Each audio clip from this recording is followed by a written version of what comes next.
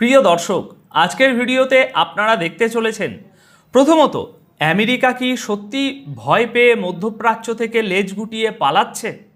দ্বিতীয়ত আমেরিকা এবং ইরানের মধ্যে যুদ্ধ থামানোর যে এক পাতার চুক্তির কথা শোনা যাচ্ছে তার আড়ালে চীনের আসল চালটা ঠিক কী। তৃতীয়ত হরমুজ প্রণালী কি পুরোপুরি ইরানের দখলে চলে যাচ্ছে, এবং যদি তাই হয় তবে সৌদি আরব বা ইউএইর মতো আমেরিকার গালফ মিত্রদের রাতের ঘুম কেন হারাম হয়ে গেছে। এবং সবশেষে ডোনাল্ড ট্রাম্প আগামী সপ্তাহে চীনে গিয়ে শি জিনপিংয়ের সাথে এমন কী ডিল করতে চলেছেন যা পুরো বিশ্ব অর্থনীতির সমীকরণ বদলে দিতে পারে। এই সবগুলো খবরের কূটনীতি এবং স্ট্র্যাটেজি নিয়ে আজ আমরা একদম লজিক্যাল আলোচনা করব, তাই ভিডিওটি শেষ পর্যন্ত মনোযোগ দিয়ে দেখবেন।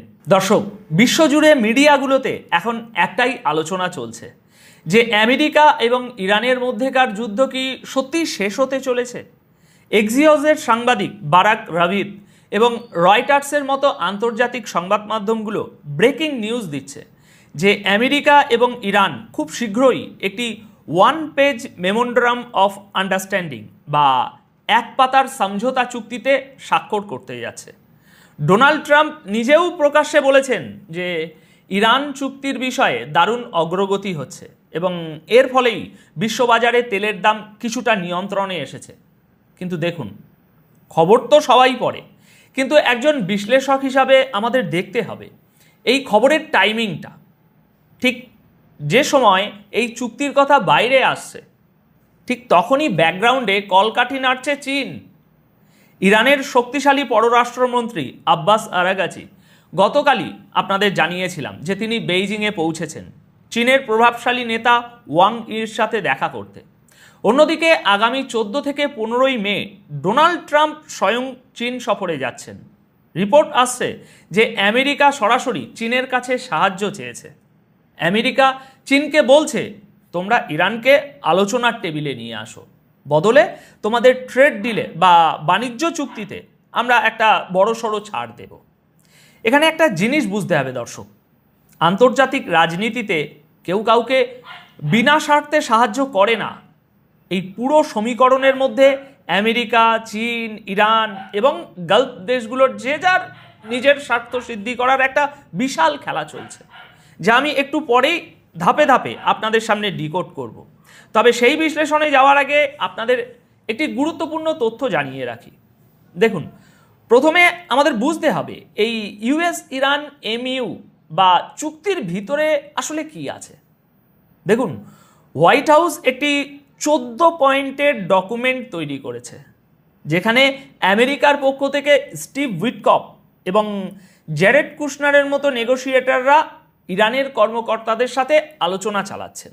মিডিয়া তথ্য অনুযায়ী এই চুক্তির মূল বিষয়গুলো হলো, প্রথমেই সমস্ত সামরিক সংঘাত বন্ধ করা হবে এবং কোনো একটি নিরপেক্ষ জায়গায় 30 দিনের একটা নেগোসিয়েশন উইন্ডো চালু হবে। সবচেয়ে বড় চমকটা হলো হরমুজ প্রণালী নিয়ে।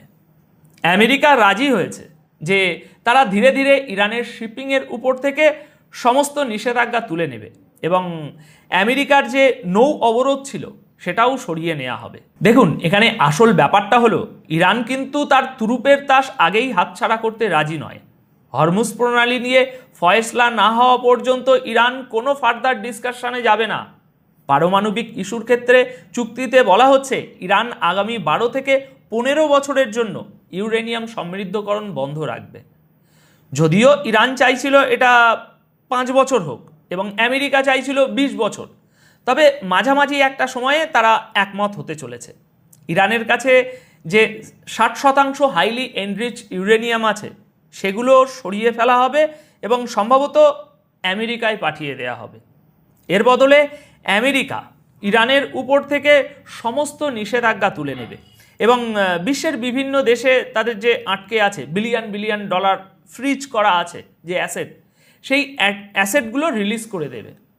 কিন্তু দর্শক, এখানে একটা বিশাল আইনি ফাঁক রয়ে গেছে। আমেরিকার প্রেসিডেন্ট চাইলেই নিজের ইচ্ছে মতো সমস্ত নিষেধাজ্ঞা তুলে নিতে পারেন না।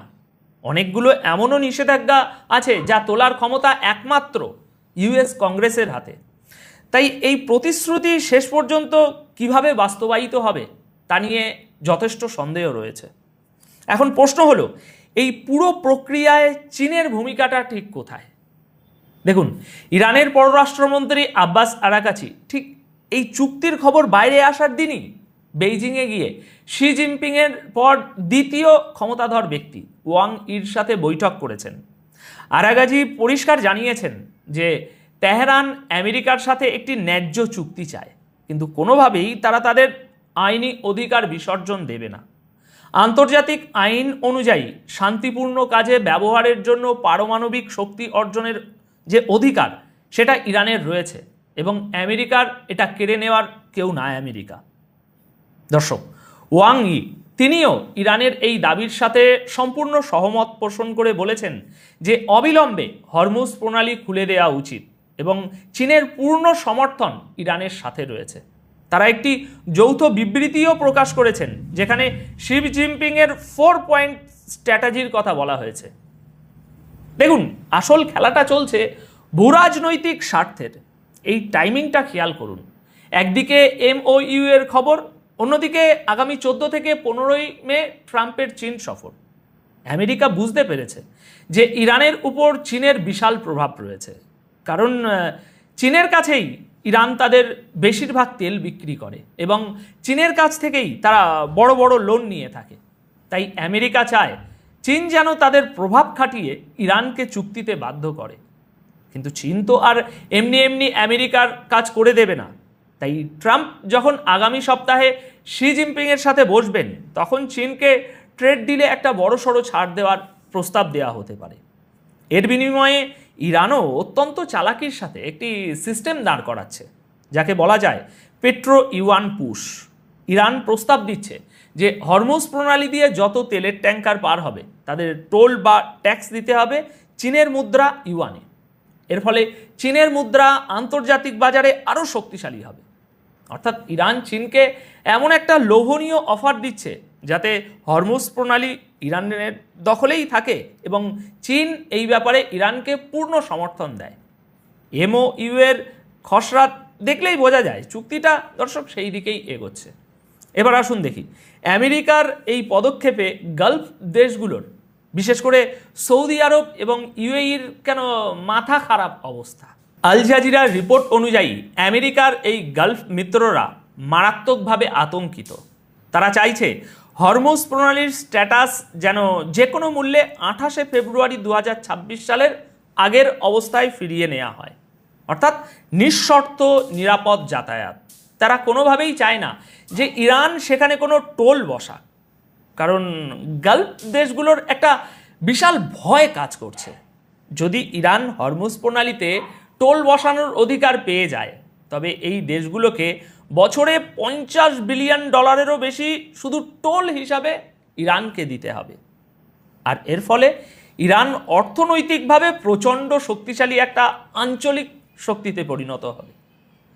দেখুন, গালফ দেশগুলো বিকল্প হিসাবে লোহিত সাগর দিয়ে সৌদি আরবের পাইপলাইন এবং বুশের থেকে ফুজায়রা পর্যন্ত UAEর পাইপলাইন ব্যবহার করার একটা চেষ্টা করছে, কিন্তু এই পাইপলাইনগুলোর ক্যাপাসিটি হরমুজ প্রণালীর তুলনায় একেবারে নগণ্য। শুধু তেল রপ্তানি নয়, এই দেশগুলো তাদের খাদ্য এবং অন্যান্য নিত্য প্রয়োজনীয় সামগ্রী যে ইম্পোর্ট, তার জন্যও এই রুটের উপর নির্ভরশীল। তাই হরমুজ প্রণালী ইরানের কন্ট্রোলে যাওয়ার মানে হলো এই দেশগুলোর এনার্জি সিকিউরিটি এবং ফুড সিকিউরিটি পুরোপুরি ইরানের একেবারে হাতের মুঠোয় চলে যাওয়া। গালফ দেশগুলো চুক্তির সিকোয়েন্সিং নিয়েও ভীষণ ক্ষুব্ধ। চুক্তিতে হরমুজ ফার্স্ট নিউক্লিয়ার লেটার নীতি মানা হচ্ছে। এর মানে হলো আমেরিকা প্রথমেই হরমুজ প্রণালীকে ইরানের হাতে ছেড়ে দিয়ে তাদের আধিপত্য মেনে নিচ্ছে, আর পারমাণবিক ইস্যু নিয়ে পরে আলোচনা হবে। গালফ দেশগুলো খুব ভালো করেই বুঝতে পারছে যে আমেরিকা তাদের নিজের স্বার্থে হরমুজকে বর্তমান অবস্থায় ছেড়ে দিয়ে ওই অঞ্চল থেকে প্রস্থান করতে চাইছে। ডোনাল্ড ট্রাম্প তার ভোটারদের বোঝাবেন যে হরমুজ প্রণালী তো আর আমেরিকার কোনো সমস্যা নয়, আমরা তো হরমুজের তেলের উপর নির্ভরশীল নই, যারা নির্ভরশীল তারাই বুঝুক। এটা আমেরিকার মিত্রদের জন্য একটা বিশাল জিওপলিটিক্যাল ব্ল্যান্ডার হতে চলেছে, কারণ এর মাধ্যমে আমেরিকা তার নিজের দীর্ঘদিনের মিত্রদেরই দুর্বল করে দিচ্ছে। একদিকে ট্রাম্প প্রজেক্ট ফ্রিডম পজ করে দিয়েছেন এবং নৌ নিরাপত্তা কার্যক্রম বন্ধ করে দিয়েছেন, যার মানে হলো আমেরিকা নীরবে হরমুজ প্রণালীতে ইরানের নতুন নিয়ম বা কন্ট্রোল মেনে নিচ্ছে। আবার অন্যদিকে ট্রাম্প তার শিশুসুলভ ভঙ্গিতে ইরানকে চরম হুমকিও দিচ্ছেন যে যদি ইরান এই চুক্তিতে সাইন না করে তবে তাদের উপর ভয়াবহ হামলা চালানো হবে। কিন্তু দর্শক, এই হুমকির আসলে এখানে আর কতটুকু মূল্য আছে বলুন তো দেখি। ট্রাম্প তো আগেও বহুবার ম্যাপ থেকে মুছে দেওয়ার বা সভ্যতা শেষ করে দেওয়ার হুমকি দিয়েছেন।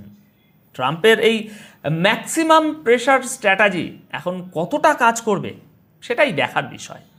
আসল প্রশ্ন হলো, ইরান কি সত্যি পারমাণবিক কর্মসূচি পুরোপুরি ছেড়ে দেবে? কারণ ইরান যেমন দিন দিন শক্তিশালী হচ্ছে, গালফ দেশগুলো বিশেষ করে ইসরায়েল সেটা কখনোই মেনে নেবে না। ইসরায়েলের দৃষ্টিকোণ থেকে দেখলে একটা পারমাণবিক অস্ত্রধারী ইরান তাদের জন্য একটা অস্তিত্বের সংকট। ঠিক একইভাবে আন্তর্জাতিক রাজনীতির এই নিষ্ঠুর খেলায় নিজেদের অস্তিত্ব টিকিয়ে রাখতে হলে পারমাণবিক অস্ত্র না থাকাটাও ইরানের জন্য একটা অস্তিত্বের সংকট। এই জটিল ভূরাজনৈতিক দাবার চালে শেষ পর্যন্ত কে জয়ী হবে এবং এই চুক্তি আদেও আলোর মুখ দেখবে কিনা তা তো ভবিষ্যতই বলে দেবে। তবে আমেরিকা যে ধীরে ধীরে মধ্যপ্রাচ্য থেকে নিজেদের গুটিয়ে নিয়ে মিত্রদের বিপদে ফেলে দিয়ে যাচ্ছে এবং সেই শূন্যস্থান পূরণে চীন যে অত্যন্ত সুকৌশলে নিজেদের অবস্থান শক্ত করছে তার বলার অপেক্ষা রাখে না। এখন আজকের এই বিস্তারিত বিশ্লেষণ নিয়ে আপনাদের কি মতামত? আমেরিকা কি সত্যি তাদের মিত্র